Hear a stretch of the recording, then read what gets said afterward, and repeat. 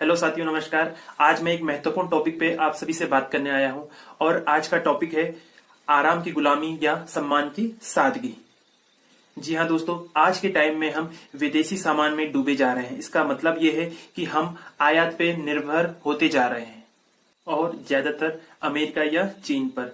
और चीन के साथ जो बॉर्डर पे हमारे हालात हैं उन सभी से आप वाकिफ होंगे। कोविड-19 के बाद उत्पन्न हुए हालातों एवं देश की इकोनॉमी को गति देने के लिए हमारे देश के प्रधानमंत्री जी ने एक नारा दिया था, वो था आत्मनिर्भर भारत एवं वोकल फॉर लोकल। इसी कड़ी में हमारे देश में बहुत सारी मुहिम चलाई जा रही है, जिसमें से प्रमुख है बाइकआउट चाइनीज आइटम। हम ऐसा कैसे करें और क्या वाकई में हम ऐसा कर सकते हैं?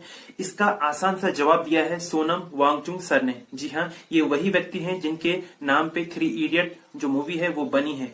उन्होंने एक मुहिम छेड़ रखी है, वॉलेट से जवाब।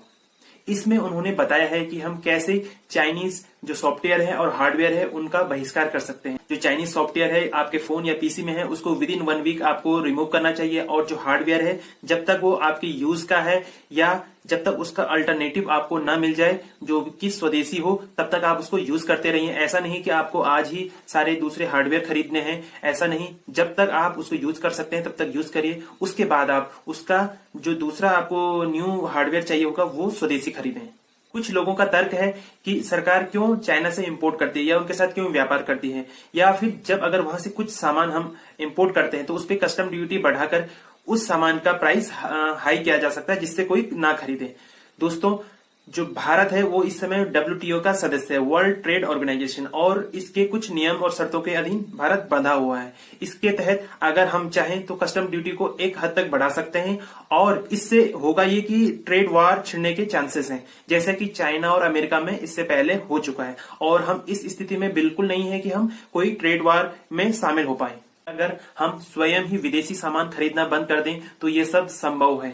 कोशिश करें सादा जीवन जीने की, क्योंकि हमें तय करना है कि हम आराम की गुलामी चाहते हैं या सम्मान की सादगी। बात करें आत्मनिर्भर भारत की, तो दोस्तों कोविड-19 से पहले भारत में जो PPE किट है एवं जो मास्क है उसका उत्पादन लगभग नगण्य था, और विद इन 2 मंथ भारत ने जब से इसका उत्पादन शुरू किया है, आज की डेट में भारत में प्रतिदिन लगभग 4.5 लाख PPE किट एवं जो मास्क है उसका उत्पादन होता है। और इस क्षेत्र में हम आज के डेट में आत्मनिर्भर हैं, और जो ये इंडस्ट्री इस समय तैयार हुई है ये आज की डेट में लगभग 10,000 करोड़ की है।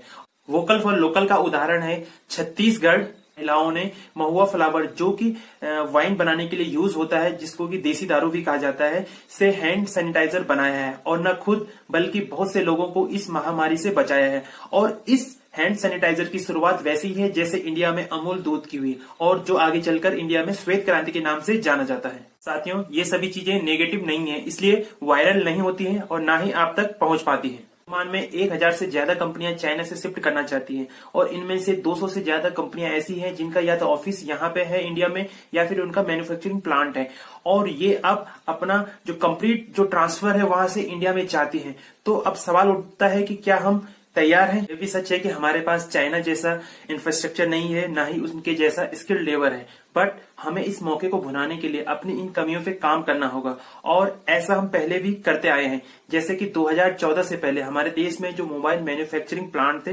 वो यूनिट बाहर की कंपनियों के केवल 2 थे, और आज की डेट में 268 से ज्यादा मोबाइल कंपनियों के जो मैन्युफैक्चरिंग प्लांट हैं वो यहाँ पे हैं, और जिनमें से सैमसंग की दुनिया की नंबर 1 जो सबसे बड़ी जो मैन्युफैक्चरिंग प्लांट है वो इंडिया में आज की डेट में मौजूद है। इन सब के लिए आपको खुद से एक सवाल पूछना होगा कि हम क्या कर सकते हैं, जैसा कि जापान और जर्मनी ने 2nd वर्ल्ड वॉर के बाद किया, और वो दोनों देश पुनः फिर से खड़े हुए। यही सवाल सोनू सूद सर ने खुद से पूछा होगा, तभी वो 18,000 से ज्यादा जो माइग्रेंट लेबर थे उनको उनके घर तक पहुंचा पाए। यही सवाल सोनम वांगचुक सर ने खुद से पूछा होगा, तभी उन्होंने शिक्षा के क्षेत्र में इतना उल्लेखनीय कार्य किया है, और जो अभी उनकी मुहिम है वॉलेट से जवाब, उसमें वो शानदार काम कर रहे हैं। क्योंकि जब आप खुद से पूछते हैं तो तभी आप जान सकते हैं कि आप क्या क्या कर सकते हैं।